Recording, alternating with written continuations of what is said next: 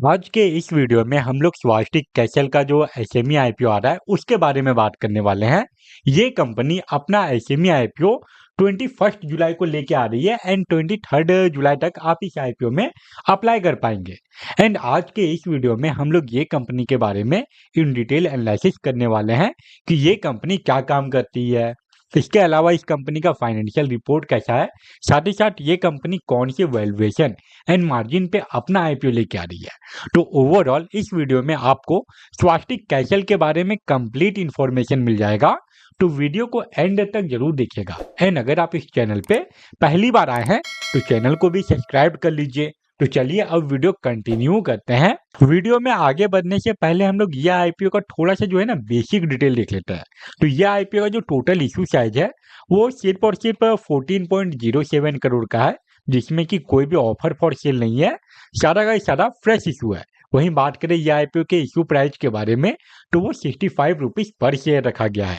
And ये IPO के एक लॉट में आप लोगों को 2000 शेयर मिलेगा, बट इसमें मिनिमम आप लोगों को 2 लॉट के लिए अप्लाई करना पड़ेगा। मतलब कि आपको अप्लाई करने के लिए जो कैपिटल रिक्वायरमेंट है वो 2,60,000 रुपीज का हो जाता है। इसके अलावा इसका जो फेस वैल्यू है वो 10 रुपीज पर शेयर है। और सबसे इंपॉर्टेंट, ये आईपीओ में रिटेल इन्वेस्टर लोगों के लिए 50% का शेयर रिजर्व है। वहीं अब अगर ये आईपीओ की इंपॉर्टेंट डेट के बारे में बात करें तो जैसा कि मैंने आप लोगों को बताया था कि इसका जो ओपनिंग डेट है वो है 21 जुलाई एंड 23 जुलाई तक आप ये आईपीओ में अप्लाई कर पाएंगे। उसके बाद इसका जो अलॉटमेंट आने का जो डेट फाइनलाइज किया गया है वो है 24 जुलाई। एंड अगर आपको अलॉटमेंट मिल जाता है तो फिर 25 जुलाई को जो शेयर है वो आपके डीमैट अकाउंट में ट्रांसफर करवा दिया जाएगा। एंड इन केस अगर आपको अलॉटमेंट नहीं मिलता तो फिर वैसी कंडीशन में 25 जुलाई जुलाई को ही जो रिफंड है वो इनिशिएट करने का डेट फाइनलाइज किया गया है।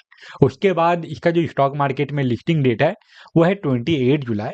ये तो हो गया इस आईपीओ का बेसिक डिटेल। अब हम लोग ये कंपनी के बारे में बात करते हैं कि ये जो कंपनी है वो क्या काम करती है एंड ये कंपनी का क्या फ्यूचर हो सकता है। स्वास्तिक कैसल लिमिटेड 1996 में इनकॉर्पोरेट हुई थी, मतलब कि 29 ईयर से ज़्यादा का टाइम हो चुका है इस कंपनी को काम करते हुए। एंड ये कंपनी के बारे में बात करें तो ये मैन्युफैक्चरिंग रिलेटेड काम करती है। खास करके जो एल्युमिनियम कास्टिंग का जो प्रोडक्ट होता है, जो भी एल्युमिनियम का जो प्रोडक्ट होता है उसको ये कंपनी कास्ट करके बनाती है। एंड इसका अगर मैन्युफैक्चरिंग फैसिलिटी के बारे में बात करें तो वो आप लोगों को गुजरात में देखने को मिलेगा। ये कंपनी अगर कोई 250 केजी तक का अगर कोई डिजाइन है तो कॉम्प्लेक्स डिजाइन है उसको ये कंपनी इजीली कास्ट कर लेती है। एंड अगर हम लोग ये देखें कि ये कंपनी जो प्रोडक्ट बना रही है वो कौन कौन से इंडस्ट्रीज में यूज में आता है तो यहाँ पे आपको इलेक्ट्रिकल इक्विपमेंट एंड ट्रांसमिशन देखने को मिल जाएगा, रेलवे एंड डीजल इंजन देखने को मिल जाएगा। इसके अलावा जो इंडस्ट्रियल एप्लीकेशन है उसके रिलेटेड भी ये कंपनी कुछ कुछ प्रोडक्ट बनाती है, जिसका कि आपको यहाँ पे डिटेल देखने को मिल जाता है। ओवरऑल अगर ये कंपनी के बारे में सिंपल लैंग्वेज में बात करें तो ये कंपनी एल्युमिनियम के रिलेटेड प्रोडक्ट बनाती है। एल्युमिनियम को कास्टिंग करके ये अलग अलग फिनिश प्रोडक्ट बनाती है जो कि अलग अलग इंडस्ट्रीज में यूज में आता है।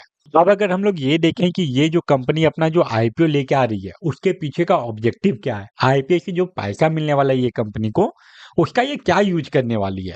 तो सबसे पहले ये कंपनी जो आईपीओ से लगभग इस कंपनी को 14 करोड़ रुपीस का के आसपास का अमाउंट मिलने वाला है, जिसमें कि ये कंपनी 5 करोड़ रुपीस का यूज करने वाली है नया मशीनरीज परचेज करने के लिए। इसके अलावा construction of shades and building. Overall ये कंपनी अपने आप को एक्सपेंड करना चाह रही है, जिसके लिए ये कंपनी 5 करोड़ रुपीस का यूज करेगी।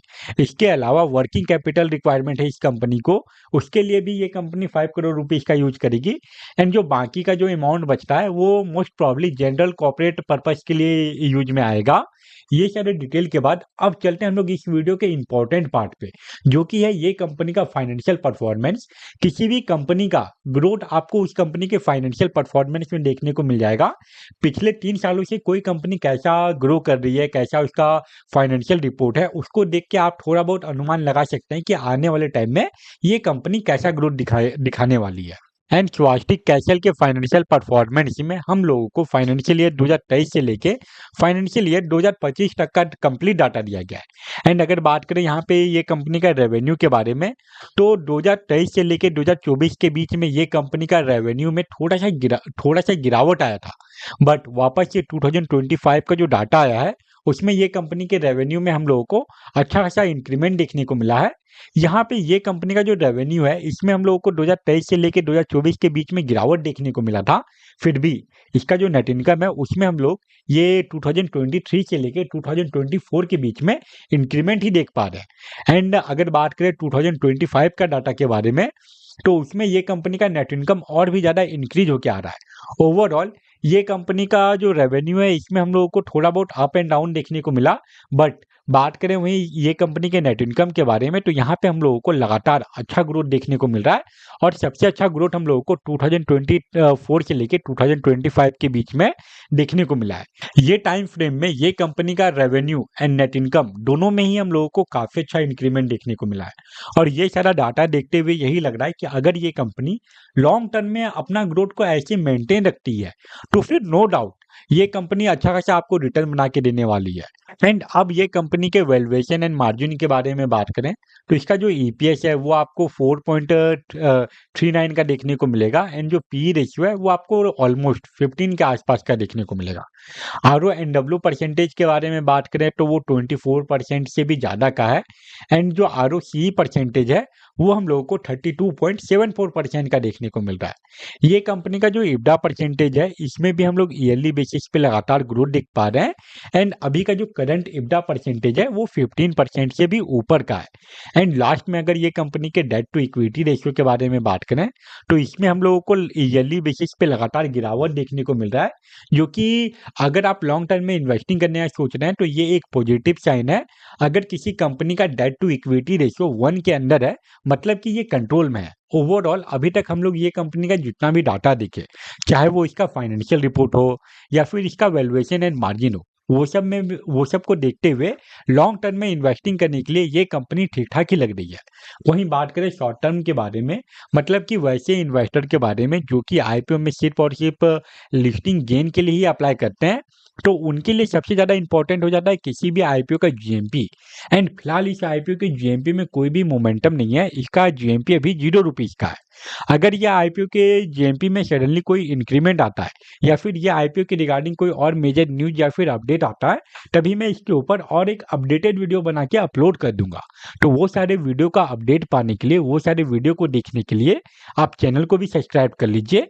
तो ये था स्वास्तिक कैसल का detail analysis video. I hope आपके लिए ये वीडियो यूजफुल रहा होगा। एंड अगर आपको ये वीडियो यूजफुल लगा तो वीडियो को लाइक जरूर करें।